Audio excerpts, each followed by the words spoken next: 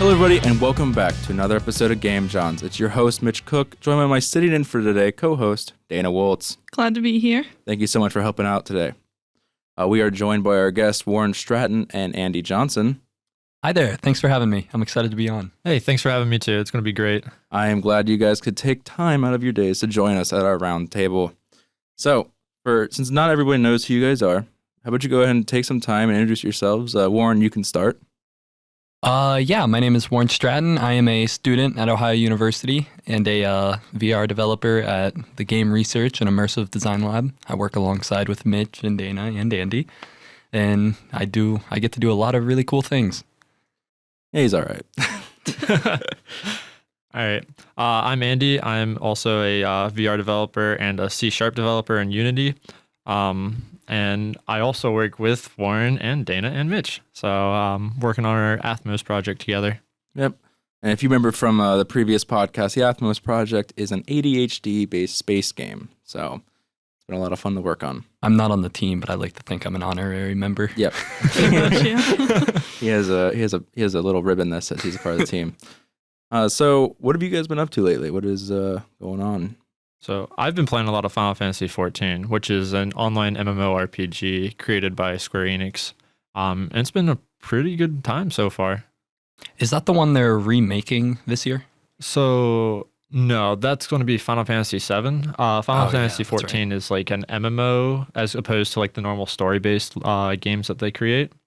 I played one Final Fantasy one time, and it was on the PlayStation 2, I think. No idea which Final Fantasy it was, but it was the tutorial level, and it was a timed escape mission, and I couldn't do it, and I never played a Final Fantasy again. Like it was designed to make you, or that you shouldn't be able to lose, and I lost. Well, I never played another one. I don't think I've ever played Final Fantasy. So they're normally turn-based, right? Yeah, oftentimes they're turn-based. They've kind of been switching back to like a more active combat style, which if you've seen any of the trailers for the new Final Fantasy game, you can see a lot of it. It's kind of like, it looks like Kingdom Hearts, where it's like an active hack and slash, but like with like time between attacks. Mm-hmm. So I think it's gonna be interesting to see. Yeah, that'd be cool. I like I said, I've never played one, and the last one I ever watched any footage of was the one where they're in the car all the time. Mm-hmm. I don't know what number that is. 15. Like 29 or something. They were in the car the whole time. Yeah, they like ride around in a convertible and stuff, right? Yeah. Okay. Is that like a music video? Oh, they're like a boy band pretty much, honestly. The ramen thing. Oh yeah, the sponsorship. You get the Cuphead hat, and it's just a giant cup noodle on your head. Which game was that for? That was 15. Okay, that's what I thought. Yeah, like I said, you could be like, this is 15, this is 9. I have no idea. Yeah, I've also never played any. You could be on Final Fantasy 50, and I'd be like, yeah, sounds about dope. Right. I'm a big fan, so I'll make up for all of your losses. Cool. Warren, what have you been up to? I, aside from work and getting back into the swing of things, I've been playing a lot of Cuphead recently for the first time. It's been out for a while, and I've, never got into it, but Dana and I sat down and started it a couple days ago. That game is freaking hard. Oh, yeah. They do not tell you that. Anthony once told me something. I've kept it pretty close to the chest since, and it's get good, bro. Yeah, that's fair. Yeah. Just, I want to make sure you understand that you just got to get good. No, you're totally right. I mean, and it's pretty fun. I like playing that a lot. Yeah, it's really cool. And the way, like, I don't have patience typically for difficult games. I'll lose a couple times and just quit and go back to, Animal Crossing, something where you can't lose. Or the golf level on Grand Theft Auto. I'll get on Grand Theft Auto 5 and play golf. But man, there's something that's about one way to play Grand Theft Auto. It's a fun mini game, man. I'll tell you. I'm sure. Tell you what. Yeah. No, there's something about Cuphead though that just makes you want to get good, bro. As you said. What is Cuphead? You've introduced it, but you don't tell me what it is. Oh yeah. It's a fantastic game. It's a platformer, 2D platformer, and kind of like a bullet hell. Yeah. Almost. Yeah. It's like a platforming bullet hell. And the overall story is two mugs sell their soul to the devil, and they have to fight back to get like the contracts of other people's souls. Yeah. And they lost in a gamble. And a gamble, yeah. Not only is the gameplay fun, but I mean, I think they it's themed like I guess like a 1930s art style, very old-timey Disney look and feel. Mhm. And they hit the nail on the head with it. I think it's really fucking spectacular. If I remember right, it's all hand drawn. Really? Yeah. I'm not surprised it looks like that. Mhm. Also, the audio in it, I really love. Yeah, Oh, the sound yeah. design They is made all the audio immaculate. in-house. Like they hired their own band and stuff to do it. Really? Nice. It sounds Yeah. really cool. It's a dope game. I haven't played it lately, but it's been a lot of fun when I have. Mhm. It's not one of those ones I can sit down and play though. I have to be ready. Oh yeah, it's gruesome and stressful and But it's kid friendly, so play it with the Kind kids and then get beat, I guess. I don't know. I couldn't imagine playing the game with a child. I could. Is that because you're afraid they'll carry you?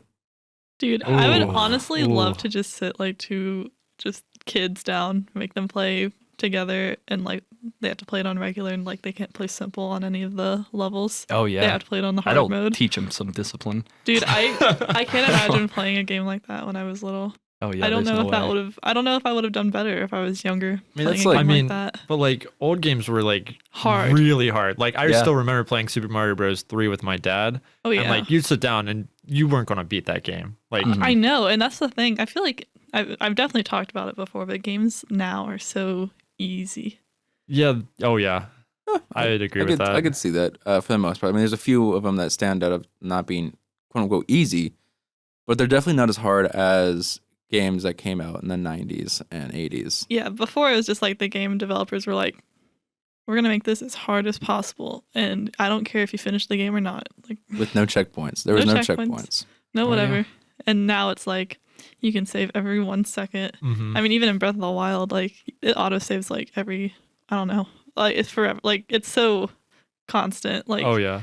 you can die and it doesn't even matter because Yeah. you just start right back where you were. I mentioned this briefly before the podcast, but in the Burger King series game Sneak King on the Xbox 360, there are probably 4 levels on the game. It was made with a $1,000 budget, if that.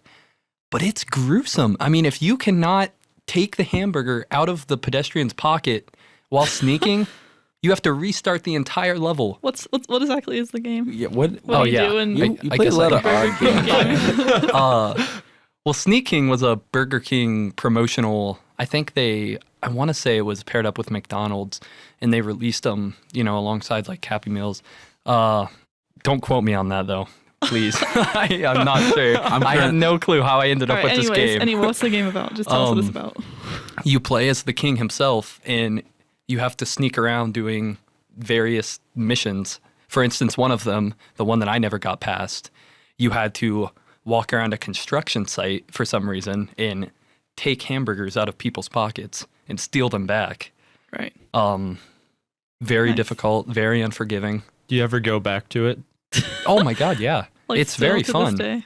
Yeah. My Xbox 360, you have to press Yeah. the eject button with the controller and then time a hit on top of it perfectly to get the tray to open up. So I have trouble playing my Xbox often, but when it works, I play that game. It's a blast. So like going back, I just want to walk back when you said paired with McDonald's. You were wrong, my dude. It was just Burger King, and they sold it with their value meals, not their Happy Meals. That's McDonald's. Oh my God, you're totally right. So I guess we see who's not I coming even back. said Burger King. Yeah, yeah. You did. Yeah. You play a lot of odd games, dude. Like it's a odd one. They're fun, man. The rare The weird oldies, like off like games that were made by like TV shows or brands Mhm. are always just, Mhm. just You know weird. which Just ones weird. are timeless What? and will never fall off the map? The SpongeBob games. Oh, Agreed. absolutely. We've definitely talked about those Yeah. before. My favorite. I never played Battle for Bikini Bottom though, and that seems to be the one that Everyone talks people about. really like, I didn't yeah. play that one either. I played the lights, camera, action, or a I don't think similar I played that title. one either. I played the SpongeBob movie game. I think that's what the one I think that's that one. It might have been. It's That just the game is literally just the plot of the SpongeBob movie. was unforgiving too. They are remaking it though. The Battle- Oh my Battle for gosh. Bikini Bottom. Yeah. So On the Switch, right? What Oh my is gosh. I'm Battle, not sure which I'm not consoles. sure. Battle for Bikini Bottom? What is that? It was like an adventure SpongeBob game. So you walked around as SpongeBob, and I'm not 100% sure what you do because I've only seen like simple like gameplay scenes and cutscenes, but it looks like a classic type of 3D platforming game where you play a SpongeBob and it's got little mini games inside of it. So Sounds fun. I mean, it's not something I would play, but sounds fun. It says being made to the Switch, ported to the Switch. I'm not. I'm don't not- quote me on yeah. that either. I'm I not feel like- exactly sure. I mean, I feel like I remember it might be more than just one console Yeah. because I played It probably is. SpongeBob games on my GameCube, Mhm. and I also know Mm. that people played them on PlayStation, so Yeah. it's Yeah. probably just not for one system, one console. But I definitely think Nintendo always, I feel like, has a little bit of an edge on everyone else, yeah. in Why? my opinion. Just with their innovations and ideas in general. In terms of like bringing back old games, like Battle for Bikini Bottom, or just in general, Nintendo is better. Just literally in general. It's a very blanketed statement. What makes Nintendo so much better than the competition? I feel like they care more about their customers and their fan base. Interesting. One thing to take, for instance, of this is like Metroid Prime 4 that like everybody's been waiting for years. Last year they came out and they said the game did not meet what they wanted it to meet. It didn't meet their goals. It didn't meet their standards. And so what they did was they actually took the entire game and scrapped it. They rehired Retro Studios, which is a game studio that created the original 3. And they brought them in to work on it from basically nothing. So I think that's one instance that really shows like that they care because it wasn't meeting their standards, and they were like, we're not going to put this out if it's not ready or if it's not what we want and people aren't going to like it.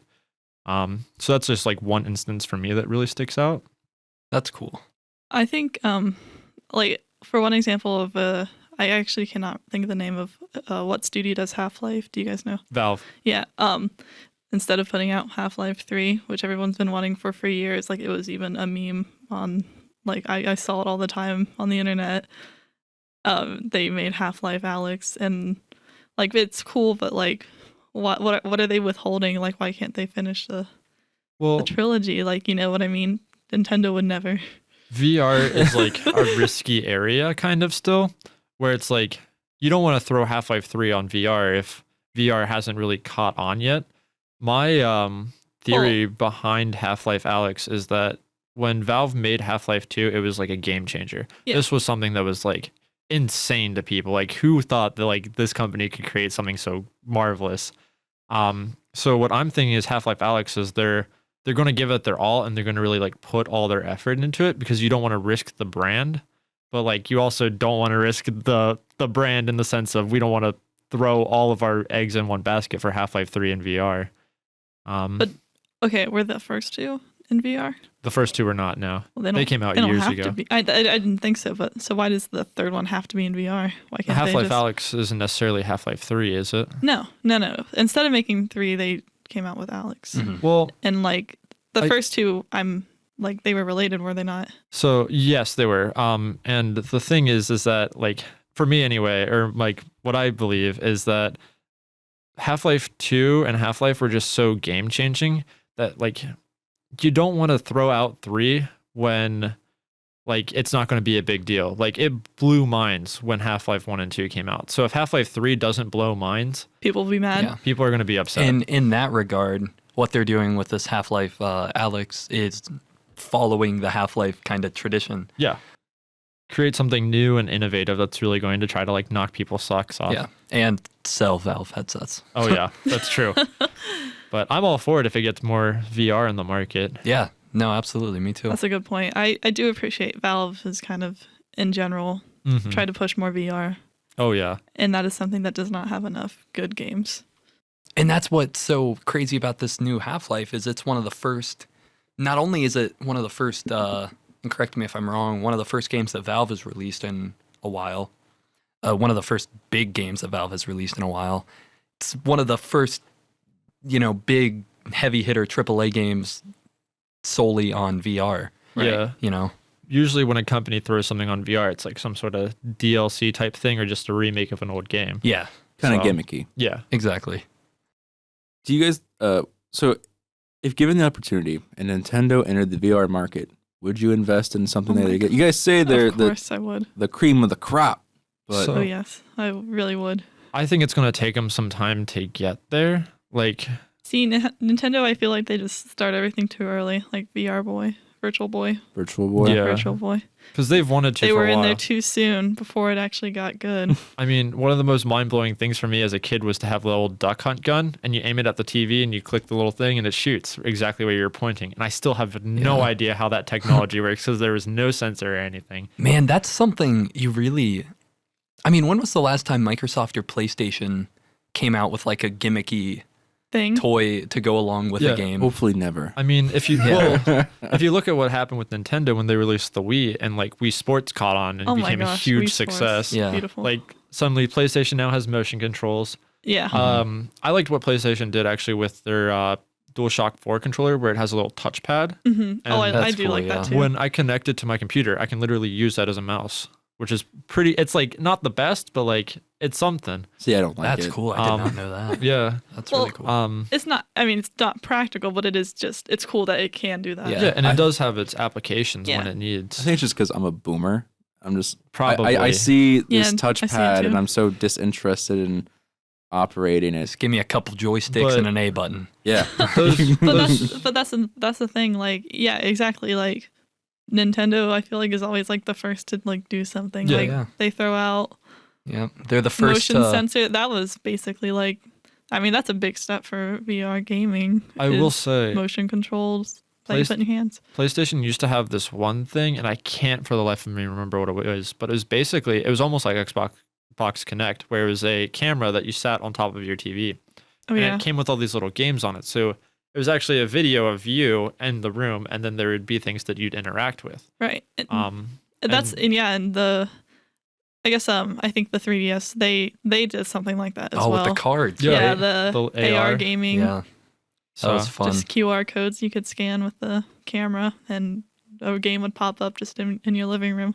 I know Nintendo's pretty big with random like haptic based stuff. They like to do like the they have like the advanced controller rumbles Yeah. and their like little Switch remotes and everything. Oh yeah. with every console they seem to release a new sort of side piece of technology. Like Mario Kart, they had the steering wheel Oh yeah. for the Wii, and they just released like Ring Fit. Yes. Oh yeah, for the Yes. So Switch. it's interesting to me that they kind of go for the gimmicky stuff. I mean, again, maybe I'm just I do think old. Nintendo also just has a younger like or Yeah. at least they try to market towards like younger kids, and like Mhm. I remember there was a Zelda game where you had a crossbow. Yeah, Link's crossbow training. Oh, Yeah. that was cool. I don't think there's really anything in that game, but you know, you got a cool crossbow thing you could stick your Wii remote in. Like that was neat. I liked doing it with like Guitar Hero. You could Oh my put God, your Guitar Hero. Wii remote in the yeah. guitar Yeah. or the drum set and you play. That was cool. I mean, kind of odd, but still cool. That's the thing. The Wii remote was, I mean, it was designed to be a gimmick. Like Right. they went from, providing a gun in the box to having the controller be whatever you want it to A be. stick and a nunchuck. I think Like, that Yeah. I think there's a difference between like a gimmick and then like creating something with the intent of like hours and hours of like play value. Mhm. So like they created the Wii Fit board, and that was created for a daily exercise thing, much like the Ring Fit. Guitar Hero, like how many hours have we all sunk into Guitar Hero? Like- An unhealthy amount. That's not something you just go halfway on. You got to commit to that. yeah, this whole storyline. So I think there's almost like a difference. A gimmick to me sounds like you did something small to like, Draw For- people in real quick. yeah. A gimmick, like Cash grab. an example would be, making the same console but black and then providing a gamepad Yeah. to go with it as the main controller and calling it a Wii U and selling it to kids who don't know any better a year before you release the Switch. Sounds like you Well- have beef with the Wii U. I'm not bitter or anything. I but- will say the Wii U failed because of its name. When you Yeah. hear Wii U, you think of Wii. This is no different from the Wii, so like I don't Yeah. actually need it. It was a next gen console and it was really impressive with what it could do sometimes, but like it just never had the backing because nobody really wanted it because But without the Wii U, we would not have the Switch, which is That's the true. best console ever made. oh yeah. Ooh, wow, that is a strong. This is just my opinion. Strong statement. I agree with that opinion. I think the Switch is It's pretty cool. comfortable. Like, what other game console can you just fold your arms, lay back on your couch, and play a game with your arms like in the most comfortable position possible? You don't That's have to. That's true. You don't have to like hold an actual controller. You just put those things wherever. It's like holding 2 TV remotes. You got double the power. I've never played the Switch personally. It looks cool, but is it really the best console out there? Like I said, that was really was just my opinion. I think it's very good. Depends on what you're playing. Yeah, That's also true. I wouldn't want to play like, I don't know, some online shooter game with the Switch. I mean, I actually yeah. don't think shooter games Well, are very good on the Splatoon. Switch. Ooh, that's true. Splatoon was. But okay, I guess more like what I'm saying is like I wouldn't want to go on my Switch and play like Fortnite Yeah. with like live, Well, it's like in real time and like you're playing against other people. Like I feel like the controls wouldn't be that great. Yeah. Well, but like that's most consoles. That's like true too. Mhm. if you're gonna play a shooter and you're gonna try to do good, you play on a PC Yeah. I guess because that's fair. Okay. That's a you good get point. so much better aim accuracy. Okay. I know, Tell us Boomer. It's about it, okay. Mitch. Okay. Whatever. But What? yeah. What made the Wii U so bad? Before this podcast started, all three of you rolled your eyes so hard at the idea of the Wii U. By the way, whenever I say Wii U, all I can think of is like an ambulance going by. Wee-woo. Mhm. Well, that That's ties into literally it. part of it. The The name, was like terrible. their marketing campaign Yeah. behind it was pretty awful. I think the new The- Xbox is going to have the same issue, but that's a whole different story. Oh yeah, because what's the new Xbox's name? The Xbox Series X But That's so funny. or something like that. the Wii console even looks like the Wii U, and like all it Yeah. is a gamepad. So you see a gamepad, and you're like, all right, so all it is a gimmicky gamepad. I don't need that. They should have released the gamepad as a controller By to the Wii. gamepad, what do you mean? So essentially, on the Wii U, you have 2 screens, and that's why like the Switch picked up with like this portability type of aspect. But you have the TV screen, and then you have this big gamepad with all the buttons on it and everything, and a big screen in the middle that's a touch screen. So with that gamepad, sometimes they would send stuff from the game console to your screen. So for instance, you'd be playing Zelda. Top screen would be what's going on. Bottom screen would be like the map and the surrounding area. Mhm. And it was Um, cool. Yeah, it was really cool. It was a cool add-on to a console that already existed. But the marketing behind it failed the support of it, and then so there were good games on it, that's for sure, like Pikmin 3. You've got Bayonetta 2. I think Mario Kart 8 was the best Mario Kart ever made. Oh yeah, and Super Smash Brothers Wii U, which spawned Smash Ultimate. I do think the Wii U would have. I mean, basically what you guys are saying, I agree with, and like I never even bought the Wii U because like I just felt like it didn't really give me anything new from the Wii. Like I had a friend who had it, and I guess I did play it a couple times, but I was like, I don't want another screen like in my lap that I have to look at if the game is on the TV. Like I just didn't like that aspect, Yeah. to be honest. See, I had the exact opposite reaction. I was Really? like, oh man, this is so cool. It just Went felt out- like a DS, but like disconnected. Like Yeah. one Yeah. screen's on the TV, one's in your lap, instead of them both being right above and below each other. It was I'm sorry, I didn't mean to cut you off, you're good. Andy. I was just gonna ask. I haven't used the Switch. I've actually never even really seen one. Mhm. What the hell have you been doing for the last year? Well, like not in person. I've seen their reveal and then people talking about it, but I've never like played it or anything. How is it? Just you plug it in and it switches to the TV, or Yeah. So essentially what it is you have a screen component to it, and what that is that's like the actual console itself. So it comes with a little dock, and when you put the screen into the dock, then it'll go to the screen. Otherwise, it just kind of goes to where the screen is, so you can stick your little 2 Switch controllers on it, and then you'll be able to like play it wherever you want. Okay, I thought it was. I wasn't sure if it was like the same thing as the Wii U, where it has a screen on your lap and on TV type of stuff. Yeah, it's just the one screen. Okay, well that solves that. Because I was like, what are you guys talking about? You're like it's in your lap, isn't that what the Switch is? I'm Yeah. sorry, Nintendo fans. I failed you. I failed all of you. It's okay. Boomers gotta boom, I guess. You guys are offering some good good arguments that Nintendo is kind of okay at doing what they do. They're pretty good. But what makes you a return customer for Nintendo? Is it the games? Is it the community? Is Mario Kart, man. Oh my That's the god. only game Beautiful, beautiful Nintendo game that has So- been going on literally for forever. Yeah. For me, I just get so much value out of every game I play and every game that I play. Like, you play games now and it's like you expect to see a few glitches. And like, I'm not saying Nintendo games are perfect, but I see maybe like one or two a playthrough. And so they're clean. I get immersed in them. I put like 100 hours in Breath of the Wild easy. Found everything in there. Did as much as I could, and I just had a like blast because there are puzzles and it's almost like they know exactly what they need to do to get your dopamine release. It's like if I hide something here and I've done this consistently, the player's going to learn to start looking there. Well, it seemed like Breath of the Wild was designed with like the intent to have multiple ways to solve every problem and play the game. Whereas like, I mean, dare I say it, even Rockstar with these massive RPGs, if you're doing the missions, you have to do it one way. And, more often than not, it's a pretty simple way too. Yeah. Like get in a car and ride with this dude. It's like there's an optimal way and there's an unoptimal way. Yeah. And in Nintendo games, it's almost like there's multiple optimal ways to do Exactly. something. Always do it the non-optimal way. Make it harder for yourself. I do that on accident all the time, especially in games like Breath of the Wild. I remember, I actually don't know which mission it was. I just know in like I always take the long way, but on accident, right at the beginning of Breath of the Wild, Mm-hmm. I don't know what I was doing, but I was climbing up the mountain, and I did not need to at all.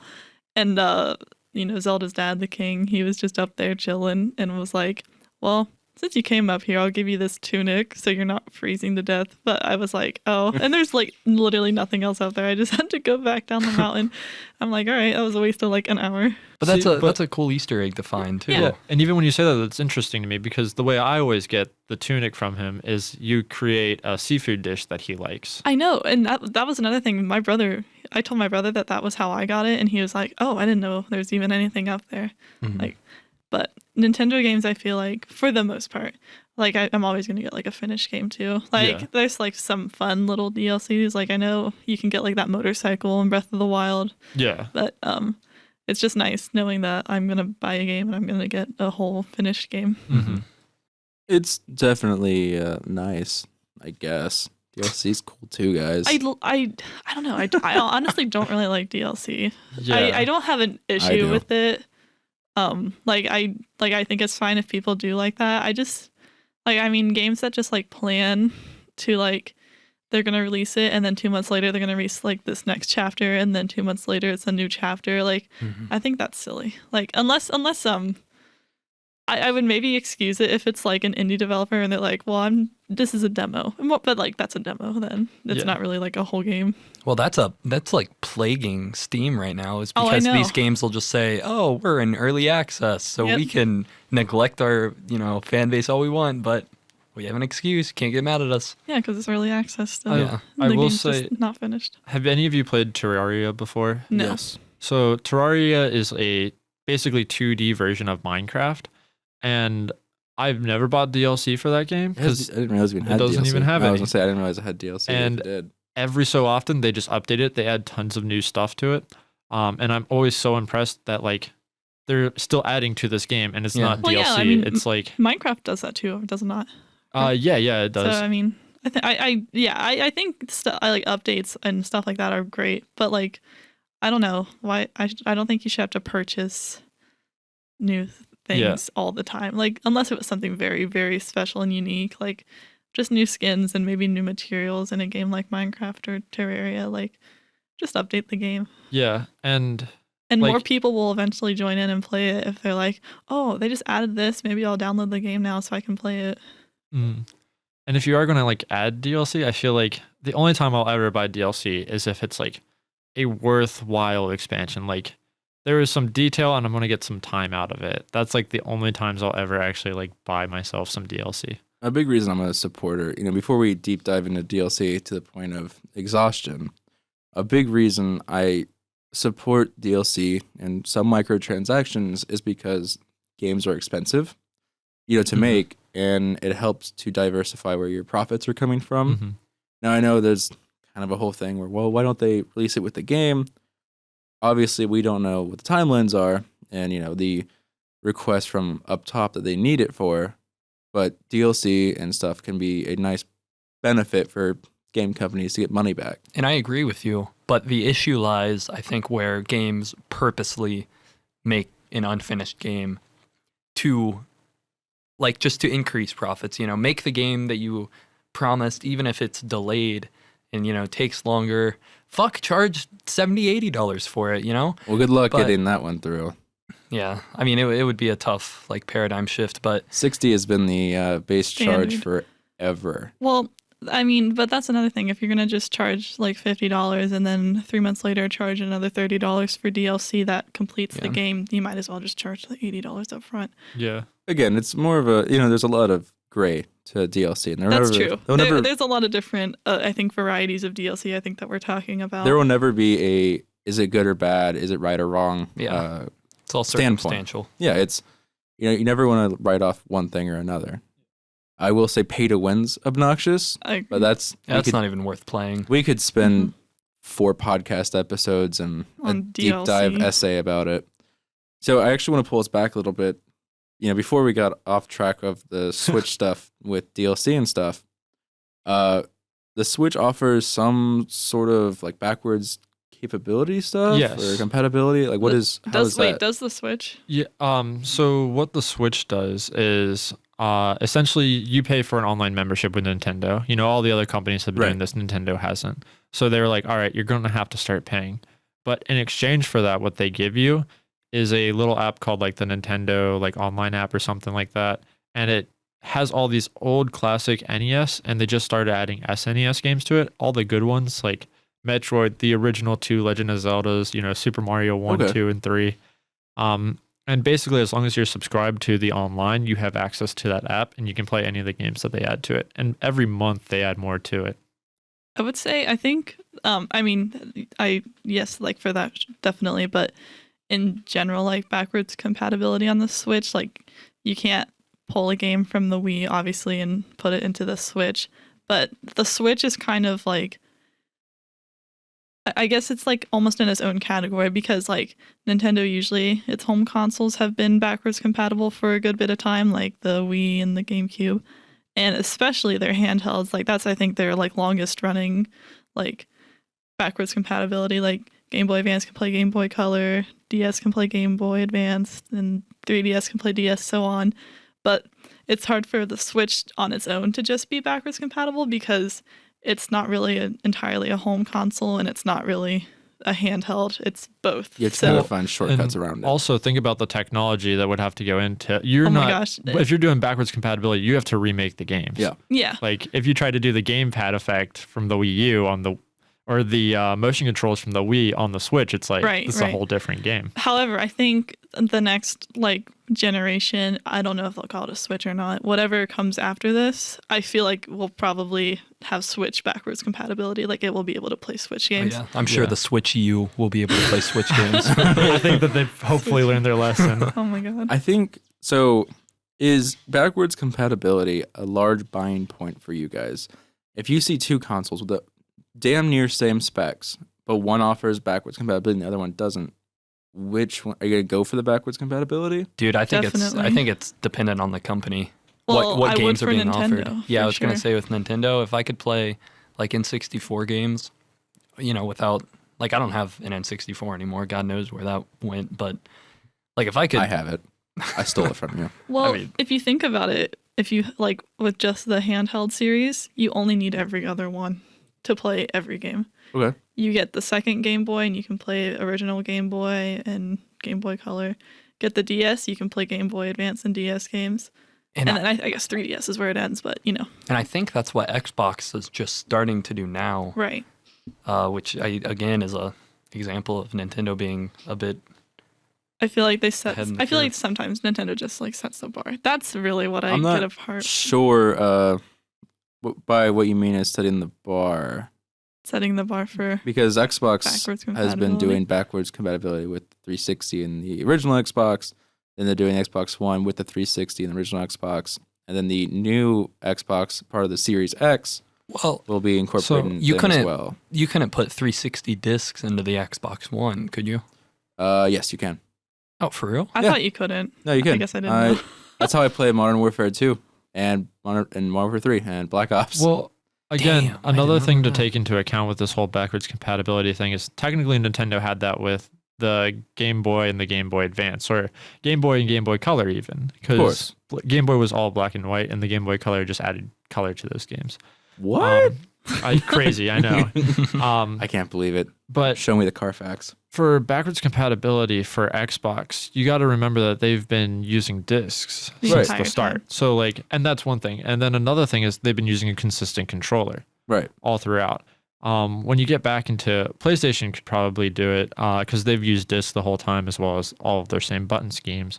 But Nintendo, if you think about it, their cartridges and Which is odd to me, cartridges. yeah, so how do you plug a cartridge? Well, actually, they've just moved back into including cartridges as their game consoles, So Right, they- player. So odd to me. But They went from cartridge to disc, and then they're like, oh, switch. It's a little tiny But- disc. Oh, to little big tiny disc, disc yeah. to big disc, and then back to cartridge. so it's kind of hard to say that it's not backwards compatible in the sense of you can't plug in the disc or the cartridge into Right. every single console.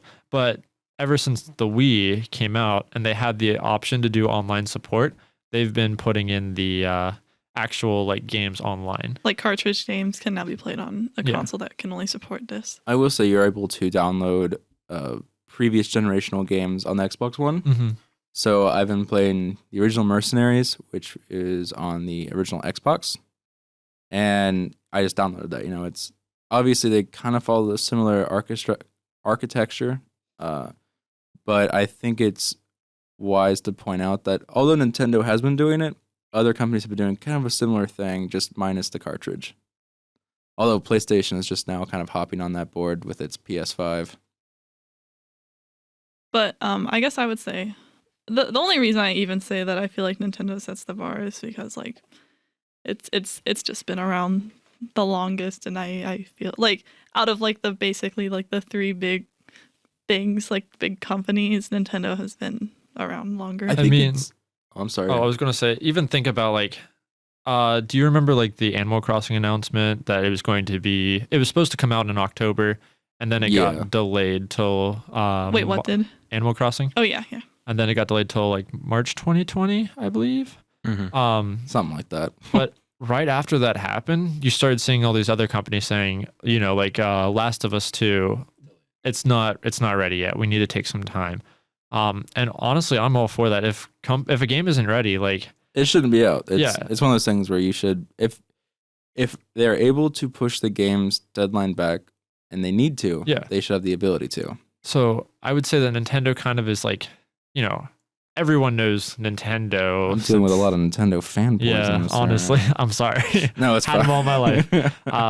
But if you were the company that really started this huge console boom, Yeah, then people are going to be looking at you and seeing what you're doing. they're gonna be expecting you to keep pushing the boundary. Yeah, and And I feel like Nintendo has just always been we're gonna do our own thing, and you guys can follow or not. And if Yeah. it fails, oh, oops, we'll start over. We'll try again with the Switch. yeah, And the Wii U. Well, that was so what that failed. was the thing. Oh, that was But at least they try to do stuff, Mhm. At least they're they make the Wii U, and they're like, all right, well, that was a flop. So How that's- can we improve it? That's coming from someone who didn't buy the Wii U. This is true because it was a flop. This- That is why I did not buy it. the idea of backwards compatibility with the Switch. Now I don't know how it works with some of it, but do you have to rebuy certain games, or is it only No. on that subscription service? So it's all free as long as you've subscribed to the service. Okay. It's only certain games. It's not like the whole library. But How it's, much is the subscription? subscription's like I think $6. not It's too bad. real Yeah, cheap. it's not Breaking bad. the That's bank. pretty. Yeah, I know. My But college is it money. like a monthly subscription? Yeah, Okay. Yeah. Yeah, that's not too That's like bad. what my And- Wendy's order is. like you need it if you want to play Mario Kart online or Super Smash Brothers online. Right. So it's like Oh, okay. So it's included with just their internet thing Yeah. in general. Okay. I think so it's not any extra charge for each of the games. You just Right. get it. I think a big part of like why backwards compatibility is so important, is the ability. You don't have to rebuy. Like not having to rebuy, I feel is super important about it. I agree. I purchased a few Xbox 360 games, online, when I had the 360 way back in the day, and I had bad Wi-Fi, so I didn't buy a lot, but I bought them, and they had the Mhm. games with gold where you could technically buy them Yeah. for free. But when they moved to the Xbox One, you didn't have to rebuy those games. Mhm. They were just part of like your Yeah. account, your cloud, your sphere. I don't know what it is. Which is cool. And I think it's vital that companies going forward keep in mind that we purchase these games Yeah. and we should, if we've spent X amount of dollars, we should have the ability, if available, to not have to Yeah. rebuy it. I mean, how many, like, I don't know what I'm trying to say here. A bad example of this, and I think a good example of when a company should be held accountable is like Bethesda with Skyrim. Oh Wait, yeah. wait, what do you mean? although Every it's- remake. Oh, yeah. You don't want it on your microwave Tesla? I mean, And don't get me you can wrong. go on the Steam store and there's like 20 different things for Skyrim, but it's all just different like versions of the Yeah, same game. It's like exactly. deluxe edition or And then, along with 2 other games. Like, following up with that, how Nintendo, they came out and said, oh, Animal Crossing, like, we have to delay it. Sorry, guys. It's going to be a good game. Bethesda, they released Skyrim in 2011, I think. yeah, and they've just been writing 11, that. 11, 11. And all we have for Elder Scrolls 6 is a PNG. 10-second. Yeah. A little teaser trailer thing. Yeah. Just an image. It's like I a, definitely it's a think- shot of the sky. Yeah, Yeah. I definitely think that that's another thing Nintendo does very well is they don't trap themselves by like having a certain release date. Like when they had the Yeah. trailer for Breath of the Wild 2, they're like Yeah. in production. Like that was literally like all they put it. Well, or- the difference or something is like that. the but difference is communication with their fans, and Yeah, I think it'd be good for all companies to pick up the in production idea. You Yeah. don't. I they'll be like appreciate coming the next idea year. of giving us a date because then we can get our pre-orders in or whatever. But I think it's also vital for companies not to box themselves into a Well- specific type of deadline. If I could get into like developer side of this. Yeah, no, bring it so- on in. I've taken I took a class on software engineering this past semester. And one of the first things that we Sorry. learned, it's okay, I understand, was that when coding became a thing, there's a ton of people who don't really understand how it works and that you can't really set a time for Right. something to be done by because while even if you do get that thing done, who's to say it's going to work properly or in the way that will later be intended? So really it comes down to like a lot of companies have just stopped releasing release dates on stuff because they won't know exactly when it's ready. You can have like a general knowledge of when, but like there's no guarantee that that's going to happen. Right. So I feel like that's what Nintendo's been doing is like, if we come out and we say that it's going to come out, then now we have an obligation to release it by then. And if we don't, we're going to disappoint fans. So many people were disappointed by the Animal Crossing thing. There's a lot of negativity on the internet on that day. Oh yeah. But like, I feel like a lot of other companies could like learn from this and like say, okay, so we're going to try to have this done, but we're never going to release it. Like the Nintendo Directs, if you know what those are, it's basically like a live stream they do every few months to kind of fill people in with what's going on and what's happening. They'll say like a game's in development. So like Breath of the Wild 2 is in development.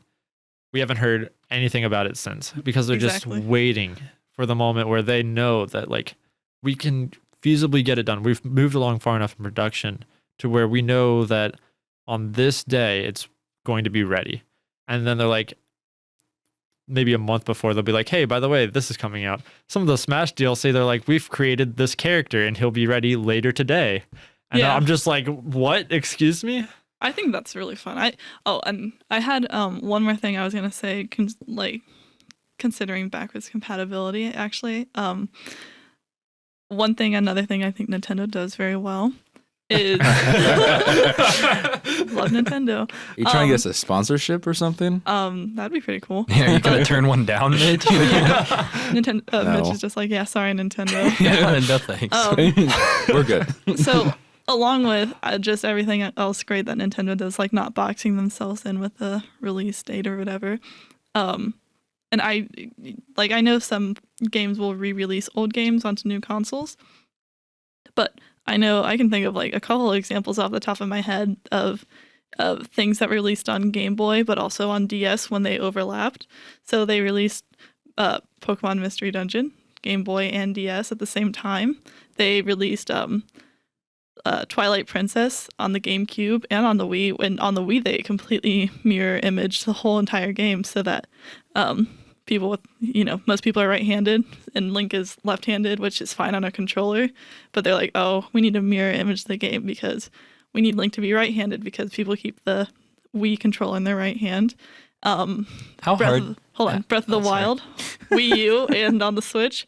Those are the only 3 examples I have. But like, I think that's something that also games should just do from the start, like, or game companies, like when they're in a console transition, release a game on both of them. I think a lot of companies do that. I know maybe I'm not an expert on these things. I know when Grand Theft Auto 5 came out, it was kind of in the transition between 360 and 1. So they put it on both? Yeah. I think that's another thing Nintendo also like. Same with Halo 4, I believe. You normally see that a lot when like a new console comes out because you don't want to alienate the people from like the old console. Like an example of that I can think of is like, I believe Persona 5 was PS3 and 4. PS4. That's good. And that was like pretty late but it was being developed for both. Right. So, I think that you just kind of like see that a lot when a new console comes out. I just wanted to make a note of that. No, it's a great point. Nintendo just keeping it. We are not sponsored by Nintendo on this episode. Although we should be at Nintendo. Warren, what were you trying to say? Yeah. When you were trying to cut Dana off. Interrupting you. I was just gonna say, how hard would it be to mirror an entire game? Is there just like a line of code you could write that would just, like, flip mirror everything? image entire game. It'd have to be something with the camera and then. Yeah, it's just they put in mirror flip : done. Yeah. Game ship. It's just overarching code. I don't even know what you'd put it on. Just the whole entire. Yeah. It'd Put be it weird. in every script. Well, I mean, that was another thing. They also had to change text, like writing, where it's like, oh, if they said in the game go east, they had to mirror image it, and then they're like, they had to change the text that said go west or whatever. Oh, that would be the most frustrating thing in the world. Yeah, sorry, all the Wow. writers. Rip. Make note of every direction. So, Andy, you talked about the Animal Crossing game being delayed. Yeah. We've referenced it a few times and how it Oh yeah. created a sense of anger within some of the community and Yes. disappointment. Do you think if more companies continue to do this, it'll change? Or is it kind of a miscommunication where gamers and consumers feel they are, I won't say entitled, but the game has to come out when it's said, because at that point you might be risking a product not being that great. Should it be more of a communication between the two, or? So, well, the way I feel about it is that by doing this, it's normalized it. Like I said, after you saw this, you saw other companies starting to do it because it's more of a normalized thing. Like up until now, a game gets delayed, you're like, oh, that game's not coming out. Yeah. Yeah, because that was Like- Nuke Duke. Nuke Duke. Excuse me. But that was in development hell forever. 20 years or something And then crazy. it crashed. So I think people were kind of afraid that when people say they're going to delay a game, we'll get development hell and a really bad game out of it. Yeah, and there's also a difference between like that game switched publishers over and over and over and over. Like Wasn't great. Did not have a good life. Yeah, versus like an actual like IP. Like at that point, I feel like you're going to like do your best to get that game out no matter what. Like even with Metroid, like I said from earlier, they scrapped the whole thing and brought it back. But I think that it'll anger fans for now. But like fans will get angry anyway over A bad game. Yeah, mistakes. And not only that, they, you rip the Band-Aid off, say, hey, the game's not going to be ready by the time we said. It'll be ready way down the road. Yeah. Fans are pissed for a day. Then the next day they wake up and like the deadline's in March now. No one cares. They're just expecting that now. And I guess, yeah, I feel like that also just adds a little bit more of like, oh man, I wonder what good things they're gonna put in it for like. I mean, what was it set to release in November? October, I want to say. Yeah, I mean, they're like, oh, 5 more months. I wonder what cool things they're gonna add in like 5 more months. artificial reassurance that it's going to be a good game. I think so. I think that's more how I would see it. Mhm. And they gave it like a human aspect. They were like, at Nintendo, or the next day they published a statement saying, at Nintendo, we value our workers as much as we value the people who play our games. We're not going to like kill our workers to just get this game out that's not going to work the best and it's going to destroy our employment I force. think that's an important stance that developers and publishers should take, and then, the consumer should also understand. Yes. You know, there are people that are working on these products, and they might be pulling 60+ hours a week. You know, Crunch time. missing holidays. You know, stuff like that. And I know people will say, "Well, it's their job." Yeah, it doesn't mean it's how it should be. Yes. You know, Anyone who says that has never worked 60 hours a week. it's not fun. There was a video I was watching, and it was about it was like the decline of gaming, and he made so many good points, but the thing that we all disagreed with, everyone who watched the video with me, was he brought up the fact that like in the old days they would kill their developers to make sure the game was good, and I was like, well, that's like the other end of the extreme. Yeah. Like on one hand, like you have games coming out that aren't finished at all, and then they're like, oh, we'll just patch it in 2 months, but that doesn't mean that we should go back to like killing the developers so that the game comes out on the release Something date. There in the should be middle. something. Yeah, exactly. Just push the game back. Like I remember when the news broke about the crunch time that developers yeah. went through, you know, and hearing the stories they told about how some of them would go into like an office space and just cry because they were so stressed out. I'm glad that Nintendo took the stance of, it's not right. Yeah. We should be taking care of our employees. I know a lot of companies are doing that, maybe not publicly, but they're trying to. And I feel that is important as both consumers and developers that we push for the idea that there's no need to work yourself to the bone. Yes. The idea that you need to work yourself to exhaustion is kind of barbaric. Like, it's pointless. If you hurt your working crew, you're not going to have a crew to keep working. exactly. And I think taking care of your workers also, you're going to get better work out of them. Like if you're running someone and killing them to finish a game, like I doubt the work they're putting out is even good. I'd be curious to know how the Burger King development team was treated in the making of their promotional game. Whoppers every day. Oh my gosh. Send Burger King an email, ask them about it. Like I would like to talk to you about your game development history. You remember Sneak King Burger King? But Pepper Ridge Farm does. You know, it's vital to me that, you know, everyone listening and people in the world understand that although games are fun and they seem easy and they're, you know, exciting, there are people that work on them, and there's a lot of hate, especially on Twitter when something goes wrong. oh yeah, definitely. Yeah. We, as a developer, we love criticism. It helps make our game better. But there's a difference between constructive criticism and attacking somebody. Don't attack developers or people because a game isn't what you think it should be.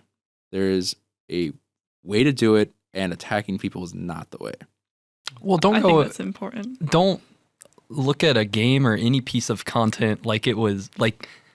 Don't go into anything creative expecting it to be how you want it to be. Right. You know, the person making it is making it for themselves, or at least that's how it should be, in my opinion. Well, I agree with that to an extent, but I think it's also important if you're especially having a series, like you wouldn't expect like a Zelda game to like not really have Link in it or like any Zelda characters, like I'm you know still what I waiting for mean. the Zelda game starring Zelda. I mean, but that's cool that has Zelda Wait, the in main it. character isn't Zelda? But kidding. Dang it, I Mitch. mean, but that would be a fun twist. But like, I mean, you wouldn't want to go buy a Zelda game if it's not a Zelda game. You know what I mean? Yeah. Like I think creativity to an extent, but also like make sure it's still what the fans are expecting. But But- I mean, because if you don't want to trick them into buying a game that's not what they want to play. yeah, but if you have an IP, like that's typically you're telling a story in that Yeah. universe and you'll stick to it. But I mean, if a brand new game is coming out and Oh yeah, someone's like, this isn't what I wanted, so you're wrong. But that's I agree with that. But that sets a precedent. Like Zelda set a precedent for what all future Zelda games are going to be. Mm-hmm. If you make up a new game or a new series, that's completely different. But I agree. Like I that would should say- be creative. I'd say Breath of the Wild pushed the boundaries a ton. But it's like, still a correct me if Zelda I'm game. wrong. Yes, but it's a new style, new. Well, that's what I'm saying. It's new Like in a sense. Do you know of have you ever played like the original Zelda? Like the NES. The NES old Yeah. one. Yeah, So yeah. that was their Barely, but- inspiration behind it.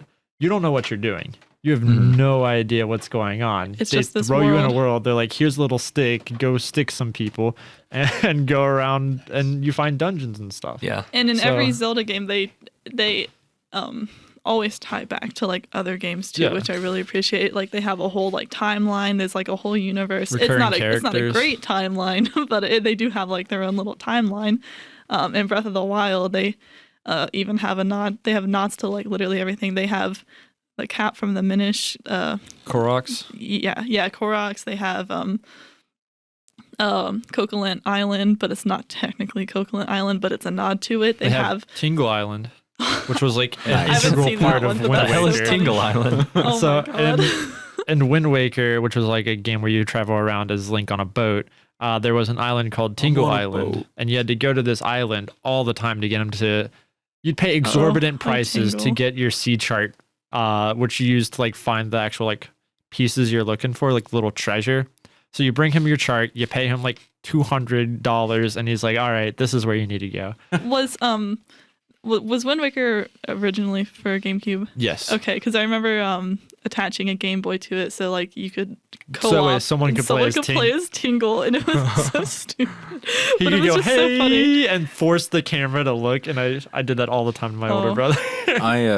But back to Breath of the Wild with their like callbacks and throwbacks. Like I don't know. Like even though they do new things, it's still a Zelda game. Like Yeah. they have ruins from old games. Like they have the what was it, Moo Moo Milk or whatever? Yeah. What's that called? Lon Lon Milk. And they have the whole farm and whatever from Ocarina of Time. Like it's neat. I appreciate Zelda games a lot. For sure. they put a lot of like thought. I feel not into the timeline, but I feel like that was just something they had to backlog into, and then so it doesn't fit perfectly. But I still appreciate the effort. This is a very Nintendo themed episode. Yeah. It really is. I kind of wish we had that Nintendo money now. Yeah. Way maybe to be in late, the guys. future. Way to be late with it. We'll talk about more Nintendo stuff once they sponsor. Yeah, us. you just bring us on for Nintendo episodes every That's so fine. often. We'll write that in your contract. My last little like tidbit about the correct way of communicating between devs and stuff. I feel like we need a documentary about game dev. I I think it'd be agree. kind of cool. that would be really cool. Because I don't know about you guys, but when I was a kid, it just seemed so far out of your league. Yeah. You're like, this is not something I could ever do, and I have no idea how to get started. And now that I know what I was supposed to do, I was like, man, I should have started years ago. Yeah. I think it would help bridge the gap between what consumers think development's like. Mhm. They might think it's easy or kind of a joke, and actually see that it's not just fun. It's a job. Yeah. Although a lot of us see it as both a hobby and a job, because let's be honest, I love games enough where Yeah, I have fun. Oh, yeah. I'm sure it'll change once I get in the industry and I work 8,000 hours That's a week. true. I mean, I've had to step away from a computer a couple times. Yeah. It's But- then following that, when communicating with developers online, they are people. Yeah, they are part of a conglomerate or a corporation, but they're still people with valid feelings, and they worked hard on what you're playing and maybe what you're shitting on. Yeah.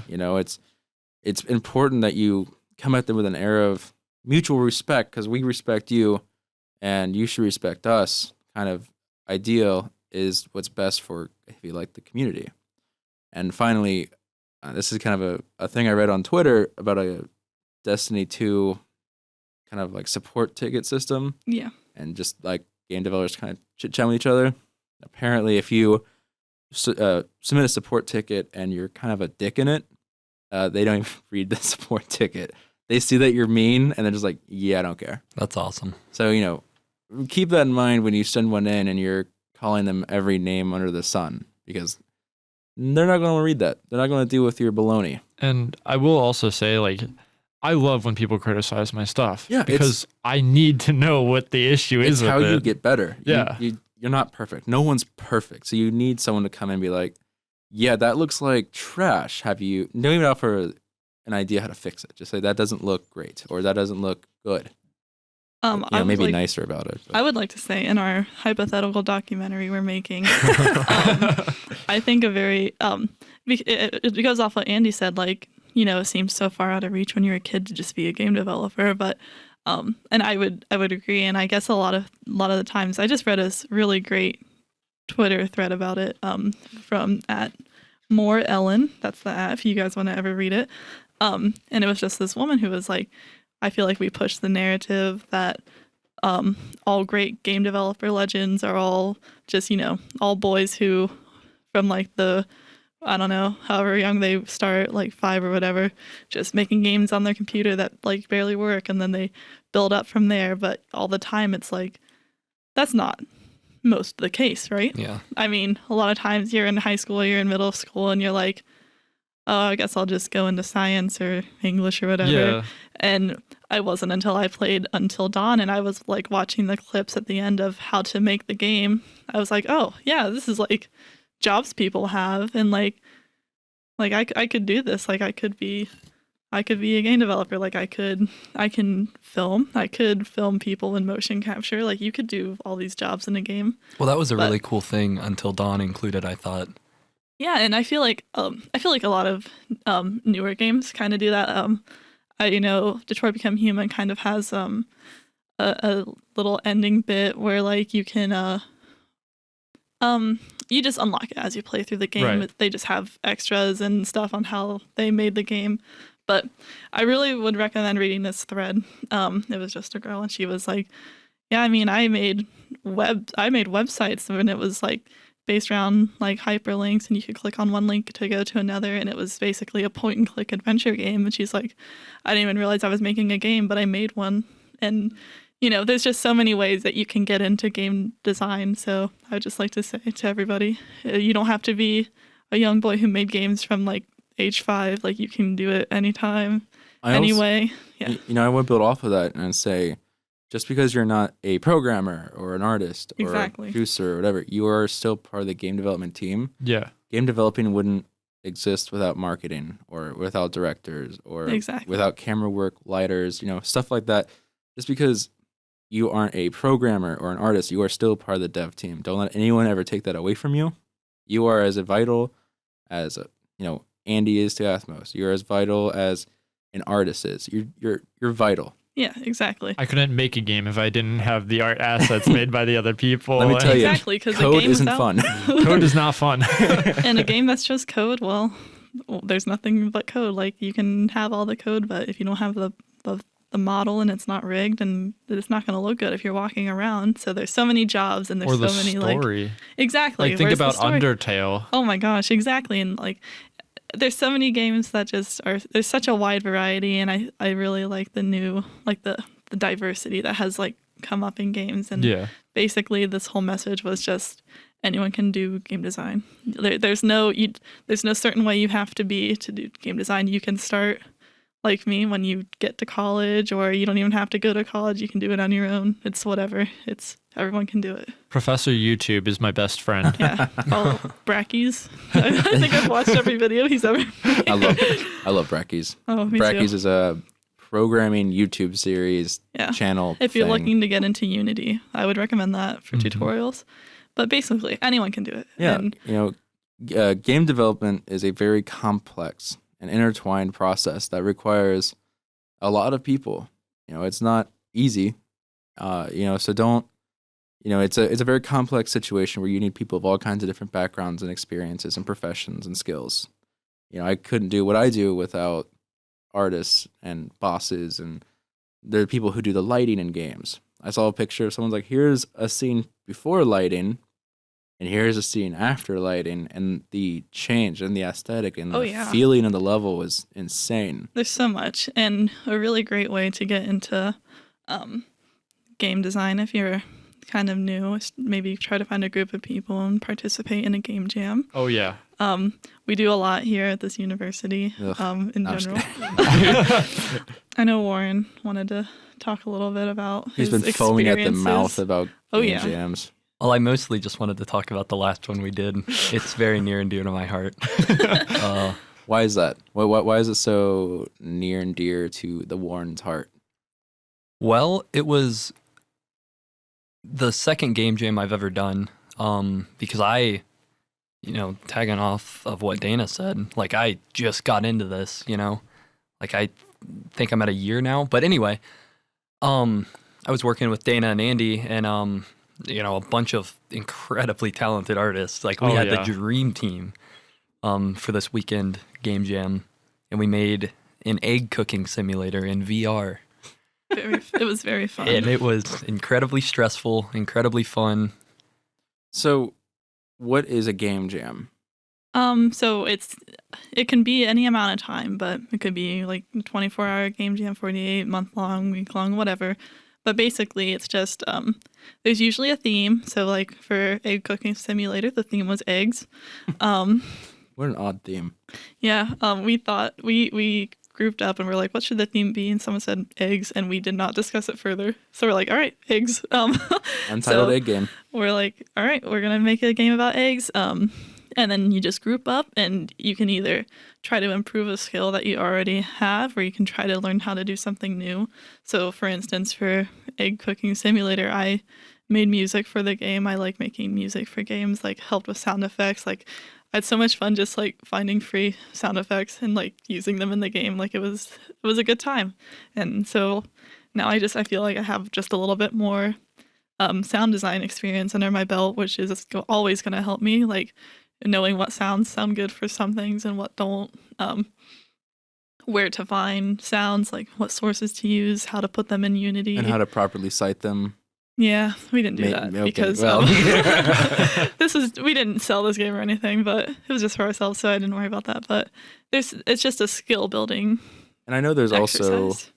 also, like you said, that was more of a local game jam, right? Within right. the local game developer association here. Exactly, from our club. There's also some offered online, like the Ludum Dare, the Global Game Jam, et cetera, where they give you a theme by voting usually, and then you have to build a game in 48 hours or so, or whatever. And submit it by a deadline, Yep, and which then it is gets- very important for the you for the have to global get ones. it in by the deadline. But it's great for having your game and your work judged by not your peers. Like they're not people that you know. Right. So they're not going to hold back to save your feelings. Yep. Very And important. so it's nice to see when you have strangers all around the world playing your game going, yeah, that didn't work too well.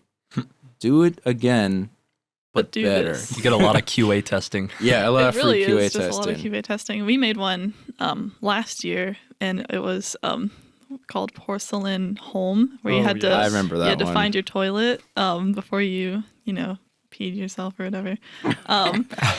But you know what? We learned a valuable lesson. Like, it looked pretty good. Music good, art really good, programming, it all worked and everything. But one thing we just did not, there was not a ton of rooms, and we made the timer so long that it was almost impossible to lose the game. Like, so you get feedback. It's good. Like, you play through the game and you're like, oh, there's a minute-long timer. It only took me 15 seconds to find the toilet. Right. Maybe we should make the house bigger or something like that. That was It's good feedback. my team. We made a multiplayer game where you play as roommates trying to fight over how hot or how cold the house should be. That game was very That was really fun. And we learned very quickly how hard like multiplayer scripting is, and how I'm sure it's and how to horrible. like properly balance things. Because I've never been a part of a team where you make multiplayer, where you have to compete with another player. I didn't realize how much balancing actually goes into ensuring that one team doesn't have an advantage and it's equally paced. So these game jams are a huge opportunity for the most experienced and beginners to just really work together. You can do remote work with other teams. I know sometimes they put up like Discords and you can find teams and stuff too. Oh yeah, and I think on I can't think of the website name. There's websites where you can just like itch.io. Yeah. Is that the one that has like a bunch of game jams that just run all the time and you can just join in? Oh, no, that's the one where you upload like games that you've created. Okay. Well, it's just where you upload games. I'll try to remember it for later. But there's just websites. You can find them anywhere. Just look up Game Jams, and I bet you'll find this website that I'm talking about. But they have so many just different games you can join in, and it's like, this is going to be a month-long game jam starting here, ending here. Sign up if you want to be on the team, and you can do it online and talk to people through Discord or GroupMe or whatever they use usually. But and there's so many opportunities, I feel like, to participate. It's also just a big confidence boost to like get something done and have it finished, and you see it. Like, I still think like my first Game Jam game is probably like one of my proudest achievements, even though it's... Which one was it? Garrett the Snail's Grand Adventure. You play as a snail and you help out little animals, and then it collects stuff to decorate a shell. Oh, yeah. And like... It's fun. It's fun. I remember that. It's very simple, and it was just like really nice to see like a finished product and to be like, okay, we got this done in 48 hours. Like that's pretty impressive. It's also a great way to put stuff on your portfolio. Oh, yes. Oh, yeah. Yeah, if you're trying to go for a job, best way for someone to see how good you are is, well, just have to see your examples. product. So I See may things be you able to made. code, but if I can't back up that claim with work, then what's Yeah. the point? So that's a great use. So anyone looking for applying into jobs, Game jams. build up that portfolio. That's really going to help. I mean, you could really just do game jams while listening to Game Jawns, and you're just doing the whole thing. It's awesome. There you go. I highly recommend doing that. I agree. So, at the end of every episode, we do a John of the Week. Warren, Andy, do you guys know what the John of the Week is? no. Is it where you say a thing that you like? No, get out. No. Yeah. So, the John of the Week is anything that you want to be your John or thing. It could be a book, person, movie, game, whatever. And it's just, you give a couple sentences and you promote it, yada, yada, and whatnot. So, since you guys are the guests of this episode, you'll be starting us off. Warren, you look puzzled. So, Andy. So I just say something that like I would... Yeah, if you're It's like, basically a recommendation. if you're like, I love Luigi's Mansion Oh, okay. 3 Go or play it. whatever. Well, like I said at the start of the episode, I've been playing a ton of Final Fantasy 14. So that game holds up today. The development team has been doing a great job. The actual original Final Fantasy 14 was a flop. And so they fired the whole team and they kind of like brought in new people. Damn. And it's been a really good experience. I've been loving it. I've been loving the attention to detail and all the little things. Like I've screwed around in a casino for like, I don't even know how long, like probably 6 or 7 hours now. Right. So it's been a good time. Well, good. Sounds fun. I'm not an MMO guy, but maybe I'll look into it. I won't, but I will. No, I actually will look into it. I need something new to do. You You better. better. I need someone to join my Domino's Pizza Guild. I gotta deliver some pizzas. Yeah. All right. Well, Anyone listening to this if you're- podcast, please join Andy's Guild. if you're all about the If you play pepperoni Final Domino's Fantasy lifestyle. 14. Any pizza, as long as it's Domino's. Yeah. Oh, sorry, it's Papa John's now. I Get out. All right. So, Warren, what is your John of the Week? I think I'm gonna follow suit with Andy and go with a video game. Oh, that's chill. Do whatever you want, man. Mine would definitely be Cuphead. I mean, Play a everything hard video game. from- It's intense. Oh yeah, from like playing Yeah. a hard game, and I mean everything about Cuphead, from the base level design, the art, the sound design, the world building, the characters, the writing. I think it's perfect and I love it. I wish I could get further into the world, as I play, like, being able to walk around the map and enter these boss battles. It's fun, but I almost wish there was more. So that would be my John of the Week. That's what's, that's been keeping me on the couch recently. Very cool. Dana, what is your John of the Week? My producer just gave me such a stink eye for that. Well, I don't know if I've recommended it before, but Recommend it again. Detroit Become Human. Over the break, I was like, well, I have free time. I'm going to play more chapters because I need to finish this game. It is a very, very good game. I love it so much. It's beautiful. It's fun. It's fun to play because it's like takes place in the year 2038, and it's just like, oh, I'll be an adult in the year 2038. And it's like people in the game are born in 1999. I'm like, oh, me too. But it's weird because they're like 40. So it's so weird. But I don't know. I just love it's you play as three androids, and they all have their own plot line. Some better than others. That's all opinions though. So just play it. It's such a good game. It's very story based, right? Oh yeah, it's like almost exclusively story based. Okay. There's quick time events and stuff like that. It's a game that's very movie like, very cinematic, but it's also very much choice based. So you have to like think about what you do before you do it. So I like that kind of blend. I like those kinds of games. I like choices. I like games that like, oh, I accidentally killed a character. Her storyline's gone, and now she won't interact with the other two characters later on. Stuff like that. So it adds a level of become immersion. human. Exactly. That's my recommendation. My John of the Week is the game Mafia 3. You play as Lincoln Clay. The year is 1968, and you are on a revenge quest against the Mafia. Now, it's not as... A lot of people had beef with it because it wasn't like Mafia 2. They switched developers, and I enjoyed it a lot. A lot of fun. If you guys get the chance, I highly recommend it. You get to stomp around in basically New Orleans and have some fun. So yeah, that's my recommendation. That's Mafia 3. It was made by, I believe, by Hangar 14. All right. So thank you so much to our listeners. We appreciate you coming in and joining us every week to listen to us ramble about everything and anything. Nintendo good.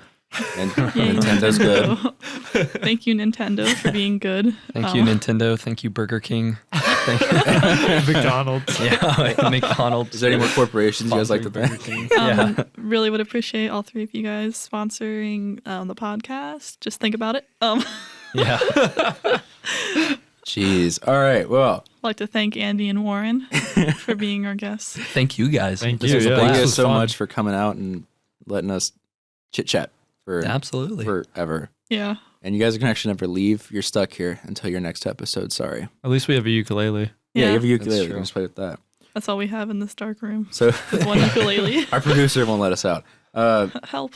For all of our listeners out there, if you like to follow us, you can find us on Twitter at Game Jawns and our overall studio at Light to Adventure.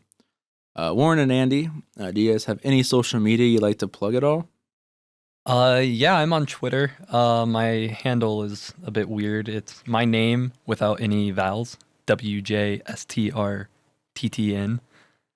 Okay, nice. So, They can follow you on Twitter. Yeah. Andy, do you have anything? I also have a Twitter. It's at ANJohnsonOH. Yeah, so go ahead and follow them. Like Dana? the president. Oh. No, just No, follow not Game. like the president. Not like the president. Nothing special. Just follow I do social media here, by the way, for this company. Yeah, she is So just the- follow Light to Adventure and Game Jawns, and I will be happy with that. We'll be happy to interact with you. You can follow me at mcook2016. All right. Special thanks to our producer, Anthony Zoccola, for dealing with us. Yes, thanks, Anthony. Even better thanks to our audio engineer, Stephen Angelo. Without you, we wouldn't sound nearly as good as we do. And finally, thanks again to all of you wonderful listeners out there, and hopefully you'll join us again next week. And until next time, peace. Oh, Say goodbye, guys. Bye, everyone. Goodbye, listeners. Bye, Thanks for guys. listening. Thanks a lot, guys.